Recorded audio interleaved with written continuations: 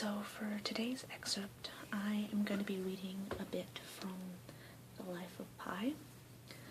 This is a amazing book about,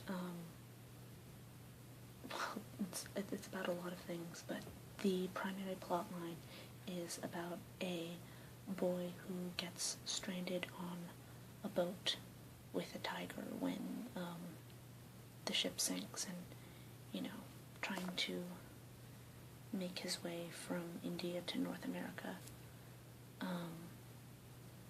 and it's being told by the boy in the boat, whose name is Pi, so hence Life of Pi, and it's being told by him years and years later, and I don't want to spoil too much of it, but it's a very good book, and if you... I've read the book, and I've also seen the movie, and my recommendation is this: if you really like books that offer like first-person perspective, and the characters talking a lot about their thoughts and philosophies and the way they view the world, then this is a great book for that. Pi talks a lot about this sort of thing, about, philosophy and the world around him, and philosophy and religion primarily, from what I remember at least, but, his sort of thoughts on the world, and the story itself is very reflective on this. If that is not your thing, if you like, if you're more, I guess, a visual person, if you're more into a sort of a fairly simple plot line, but, beautiful visuals, and again, a little more simplicity, then you might prefer the movie. I personally really like the book, but the thing is, stories with a lot of, internal monologuing, this book is like a giant internal monologue, but books with a lot of that, that sort of aspect of books don't always get translated to the screen very well, so, of course, understandably, they would have had to cut that out for the movie, but, yes. And I am going to read to you from chapter 3, before most of the actual action takes place, and it gives you a little bit of the background of the character and why his name is Pi. So, I was named after a swimming pool, quite peculiar considering my parents never took to water. One of my father's earliest business contracts was Francis Adirubasmi. He became a good friend of the family's. I called him Mamaji, Mama being the Tamil word for uncle, and Ji being a suffix used in India to indicate respect and affection. When he was a young man, long before I was born, Mamaji was a champion competitive swimmer, the champion of all South India. He looked the part his whole life. My brother Ravi once told me that when Mamaji was born, he didn't want to give up on breathing water, and so the doctor, to save his life, had to take him by the feet and swing him around his head round and round. It did the trick, said Ravi. Wildly spinning his hand above his head, he coughed out water and started breathing air, but it forced all his flesh and blood to his upper body. That's why his chest is so thick and his legs are so skinny. I believed him. Ravi was a merciless teaser. The first time he called Mamaji Mr. Fish to my face, I left a banana peel in his bed. Even in his 60s, when he was little stooped and a lifetime of counter-obstetric gravity had begun to nudge his flesh downward, Mamaji swam 30 lengths every morning at the pool of the Aurobindo ashram. He tried to teach my parents to swim, but he never got them to go beyond wading up to their knees at the beach and making ludicrous round motions with their arms, which, if they were practicing the breaststroke, made them look as though they were walking through a jungle, spreading the tall grass ahead of them, or if it was the front crawl, as if they were running down a hill and flailing their arms so as not to fall. Ravi was just as unenthusiastic. Mama G had to wait until I came into the picture to find a willing disciple. The day I came of swimming age, which, to Mother's distress, Mama G claimed was 7, he brought me down to the beach, spread his arms seaward, and said, "This is my gift to you." "And then he nearly drowned you," claimed Mother. I remained faithful to my aquatic guru. Under his watchful eye, I lay on the beach and fluttered my legs and scratched away at the sand with my hands, turning my head at every stroke to breathe. I must have looked like a child throwing a peculiar, slow-motion tantrum. In the water, as he helped me at the surface, I tried my best to swim. It was much more difficult than on land, but Mamaji was patient and encouraging. When he felt that I had progressed sufficiently, we turned our backs on the laughing and the shouting, the running and the splashing, the blue-green waves and the bubbly surf, and headed for the proper rectangularity and the formal flatness and paying admission of the ashram swimming pool. I went there with him 3 times a week throughout my childhood, a Monday, Wednesday, Friday early morning ritual, with the clockwork regularity of a good front crawl stroke. I had vivid memories of this dignified old man stripping down to nakedness next to me, his body slowly merging as he neatly disposed of each item of clothing, decency being salvaged at the very end by a slight turning away and a magnificent pair of imported athletic bathing trunks. He stood straight and he was ready. It had an epic simplicity. Swimming instruction, which in time became swimming practice, was grueling, but there was a deep pleasure of doing a stroke with increasing ease and speed over and over, till hypnosis practically, the water turning from molten lead to liquid light. It was on my own, a guilty pleasure, that I returned to the sea, beckoning by the mighty waves that crashed down and reached for me in humble tidal ripples, gentle lassos that caught the willing Indian boy. My gift to Mama G one birthday, I must have been 13 or so, was 2 full lengths of credible butterfly. I finished so spent I could hardly wave to him. Beyond the activity of swimming, there was talk of it. It was a talk Father loved. The more vigorously he resisted actually swimming, the more he fancied it. Swim lore was his vacation talk from the workday talk of running a zoo. Water without a hippopotamus was so much more manageable than water with one.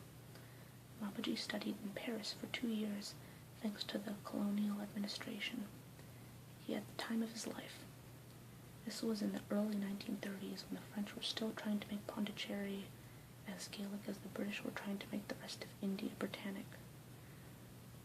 I don't recall exactly what Mamaji studied. Something commercial, I suppose. He was a great storyteller, but forget about his studies, or the Eiffel Tower, or the Louvre, or the cafes, or the Champs-Élysées. Sorry, I can't pronounce French things. All his stories had to do with swimming pools and swimming competitions. For example, there was the Piscine de Ligne, the city's oldest pool dating back to 1796, an open-air barge moored to the Quai d'Orsay, and the venue for the swimming events of the 1900 Olympics. But none of the times were recognized by an International Swimming Federation because the pool was 6 meters too long. The water in the pool came straight from the Seine, unfiltered and unheated. It was cold and dirty, said Mamaji. The water, having crossed all of Paris, came in foul enough. Then people at the pool made it utterly disgusting. In conspiratorial whispers with shocking details to back up his claim, he assured us that the French had very low standards of personal hygiene. De Ligne was bad enough. Bain Royale, another latrine on the Seine, was worse. At least De Ligne, they scooped out the dead fish. Nevertheless, an Olympic pool is an Olympic pool, touched by immortal glory. Though it was a cesspool, Mamaji spoke of De Ligne with a fond smile. One was better off at the Piscine Chateau London, Rouvet, or the Boulevard de la Gare. They were indoor pools with roofs on land and open year-round. Their water was supplied by the condensation from steam engines from nearby factories, and so was cleaner and warmer. These pools were still a bit dingy, and tended to be crowded. There was so much gob and spit floating in the water I thought I was swimming through jellyfish, chuckled Mama G. The piscine, Hibbert, Ledru Rollin, and Put Calais were bright, modern, spacious pools fed by artesian wells. They set the standard for excellence in municipal swimming pools. There was the Piscine de Tourlet, of course, to see this other great Olympic pool, inaugurated during the Second Paris Games of 1924, and there were still others, many of them, but no swimming pool in Mama G's eyes matched the glory of the Piscine Molitor. It was the crowning aquatic glory of Paris, indeed, of the entire civilized world. It was a pool the gods would have been delighted to swim in. Molitor had the best competitive swimming club in Paris. There were 2 pools, an indoor and outdoor. Both were as big as small oceans. The indoor pool always had 2 lanes reserved for swimmers who wanted to do lengths. The water was so clean and clear you could have used it to make your morning coffee. Wooden changing cabins, blue and white, surrounded the pool on 2 floors. You could look down and see everyone and everything. The porters who marked your cabin door with chalk to show it was occupied were limping old men, friendly in an ill-tempered way. No amount of shouting and tomfoolery ever ruffled them. The showers gushed hot, soothing water. There was a steam room and an exercise room. The outside pool became a skating rink in winter. There was a bar, a cafeteria, a large sunning deck, even 2 small beaches with real sand. Every bit of tile, brass, and wood gleamed. It was the only pool that made Mama G fall silent, his memory making too many links to mention. Mama G remembered. Father dreamed. That is how I got my name when I entered this world. A last, welcome addition to my family 3 years after Ravi. Piscine Molitor Patel. So, now you know why his name is Pi. His full name was Piscine Molitor Patel. If you made it through that entire reading of 1 chapter, which is, I would say, 1, 2, 3, 4.5, about 4.5 pages. If you made it through all that without getting bored, and if you like that sort of lengthy description about sort of random things in a character's life that are not really super important to the overarching plot, and especially if you're into philosophy and religion, or, if you're a writer, you would really like this book. Now that's chapter 3.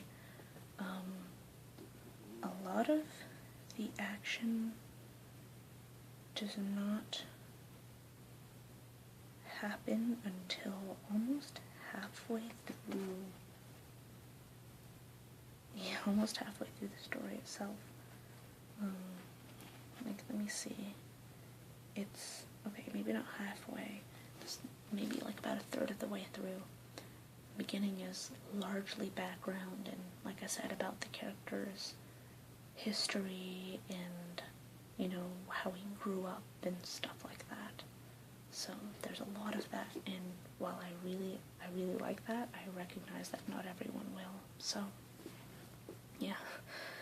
If you didn't make it through this video, in which case you wouldn't hear this, but if you couldn't make it through this excerpt, I don't know that you would enjoy the book very much, because it's a lot of that sort of description, but because, yeah, 300 pages.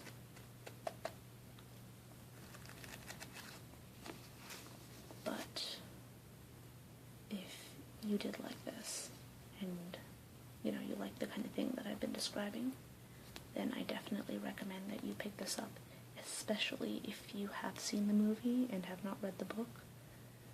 This is a good one to read. It's definitely not the kind of book where, seeing the movie has spoiled everything for you, although, in this case you would know the basic storyline.